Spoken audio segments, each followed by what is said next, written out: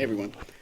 I was having a conversation with some family members earlier today. I don't, obviously, because family don't want to get too into detail with it, but we started talking about, different documentaries that were on, things about the Bible, and things about history, aliens, Atlantis, conspiracies, COVID, all these things that are just way out there.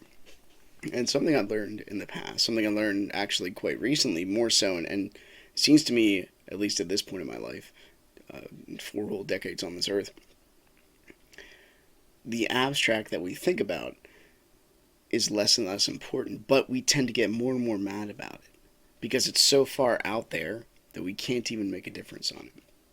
We can't. Like, you think about um, Russia. What's really going on there? Well, who knows? Can you trust the people that tell you? Well, who knows? Is it mad if one person fights another person? Well, I don't know. It depends on the context. So, all these stories we're hearing, we're having the same reaction to them as if it would be a mythic story because there's this giant, like, distrust of those who tell us information because of the internet age, which we can find additional information with a better context even on our own. But it's not what's being pushed mainly to us, and that's a problem, right? You want the people that give you unbiased news to be just that, unbiased, and tell you the facts. So one of the things I kept bringing the conversation back to is, all this stuff is great to theorycraft about, specifically when it comes to, like, you know, the ice age and global warming and the flood stories that are, like, everywhere, and that have been, and Atlantis, and where all this the knowledge might have come from with the pyramids. But that's way out there. That's, like, so far beyond what you can touch. Uh, for example, like the whole Kanye thing with him saying that the Jews control everything in Hollywood. Okay, well, maybe they do. What can you do about it? Like, literally do, like, action. How do you take that giant cloud of chaos that you think is just molding your whole life and interact with it? How do you change it? Because that's the problem. That's where the more you think about that, the more you try to change it, the less emotional response you have to it. But the emotional response is what makes you want to act to begin with. So that's way far out there. It's like a long term plan. It might take your whole life to do that. And once you start, you know, dedicating your life to something, then that's again trying to you bring yourself closer to mortality. Because then you have to you're timing your life, right? You only have so many years and so many months and so many days. It brings you closer to your mortality. So there's kind of a benefit of that, and you have to stay true to your cause and you have to be dedicated. But again, maybe when you go down that road, you'll find out things that maybe you weren't right 100% of the time. And I'm trying to, at least these days, be less concerned, even though it's good to pay attention about what's going on around you, be less concerned about stuff that's so far out there and more so about what's right in here. And I think we're going to be going to the Bible a little bit today. It's the parable about the talents that Christ says. And if you are not a Christian and you watch this, it's fine. But the things that Christ said are worthy of paying attention to. And I'm not advocating for church at this point, but I am saying that maybe you should take the things that a character in history like Christ was might have something to say that's relevant to your life. So this is the parable of the talents, and this is in Matthew 25, verses 14 through 30. I'm going to read it. He's talking about the kingdom of heaven. For the kingdom of heaven is like a man traveling to a far country, who called his own servants and delivered his goods to them. And to one he gave 5 talents, to another 2, to another 1, to each according to his own ability. And immediately he went on a journey. Then he who had received the 5 talents went and traded with them, and made another 5 talents. And likewise he who had received 2 gained 2 more also.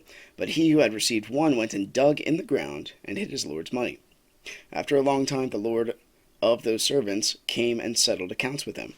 So he who had received 5 talents came and brought 5 other talents, saying, Lord, you have delivered to me 5 talents. Look, I have gained 5 more talents beside them. His Lord said to him, Well done, good and faithful servant. You are faithful over a few things. I will make you a ruler over many things.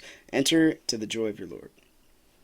He also, who had received 2 talents, came and said, Lord, you delivered to me 2 talents. Look, I have gained 2 more talents besides them. His Lord said to him, "Well done, good and faithful servant. You have been faithful over a few things. I will make you ruler over many things. Enter into the joy of your Lord." Then he who had received the 1 talent came and said, "Lord, I knew you to be a hard man, reaping where you have not sown, and gathering where you have not scattered seed. And I was afraid, and went and hid your talent in the ground. Look, there you have what is yours." But his Lord answered and said to him, "You wicked and lazy servant, you knew that I reap where I have not sown, and gathered where I have not scattered seed.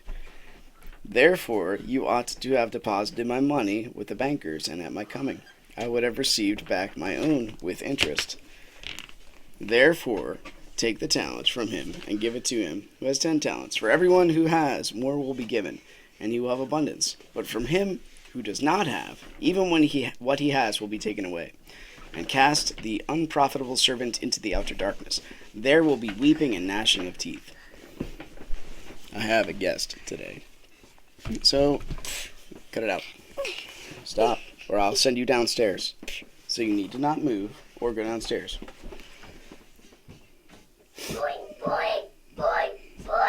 Just kidding, she left.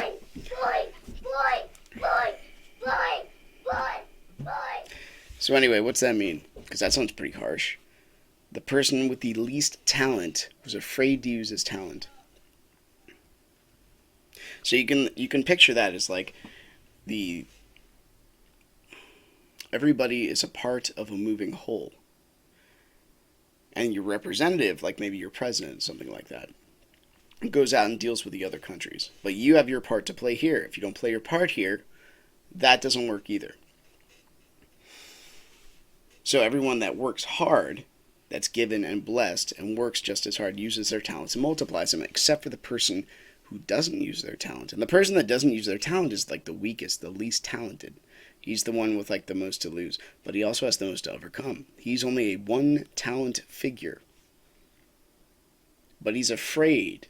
He's afraid of how cruel like the outside world is. It almost puts him in like a paralyzation mode where he's afraid of the interaction of the abstract. So he doesn't even use what he has close to him to his advantage. He hides it. And that seems pretty proper to me. And then, if anything, the reason why I think this makes sense to me is always I find a lot of reasoning for this stuff in the negative. So, one of the number one ways to help somebody who's suicidal and depressed is to have them help someone who's less fortunate than them. Like, have them help somebody else out who really needs help. Because that puts your life in perspective. It says, your life is terrible, but theirs is much worse. You can lift them up to where you are. That's pretty awesome. So that's like interacting with the world. That's taking somebody who's like maybe in their own head, because this is per Bill Clinton, depression is a state of mind. If your entire life is dedicated to like 9 hours of walking, 4.5 hours one way just to get water, and 4.5 hours just back just to get water, that's your day in your life. Where are you going from there? How are you going to work on a 401k? You're in Africa. You know what I mean? Depression is a state of mind where you can't go anywhere. I even teach this when it comes to, or I taught this yesterday, when it comes to children, how they present themselves. How do you walk? Do you walk like this, slump down? Or do you walk straight? You're aware of the world. Because when predators look for a victim, they look for somebody who won't cry out. They look for somebody who's in their own head, who won't scream, who will offer the least amount of resistance because they're least engaged in reality. Now, obviously, a predator doesn't think that way. But that's the reality of the situation. They won't go toward the strongest, the most confident. They'll do the opposite. They'll go toward the weakest. One of our grandmasters at our dojo spent a lot of time in correctional facilities. And he talked with the inmates and figured out when an inmate wanted to bust ahead of a correctional officer, they would watch him for 15 to 40 seconds. That's how long it would take to see his demeanor. And then because it would be a sneak attack, they'd jump him, even though he's right there, because he wasn't paying attention properly. Because he decided not to have his talent outward to what he could actually interact with, but to have it inward, fearing something he couldn't interact with. And so I guess my thing is this is really resonating for myself, so maybe it can resonate with you as well. Interacting with your local reality. Person I taught a Ishinryu seminar for us these past couple days. Actually, it was last week. Sorry, last Saturday. Said I haven't watched the war. I haven't watched the news in a year and a half. I feel great. It's pretty awesome. I heard we're at war with Russia or something. I'm not sure. But life goes on. And this is up to the individual with their talents. Because as you interact properly with the world, what you do has a ripple effect outward. That's the way you can deal with the abstract or deal with the things that are just colossal and you can't touch them otherwise. So it's something to think about. So maybe take stock of your talents. I'm taking stock of mine, and maybe you can go forth and make the world a better place. But because we have so many cosmic and mythic stories, sometimes you think your talents are diminished. But it happens between individual people and relationships. You dealing with the abstract is like you talking to God. He can hear you, sure, but maybe the response you get is not as particular as you might think it would be. Anyway, thanks for watching. Thanks for listening. Hope you got something out of that. I'll see you later. Take care.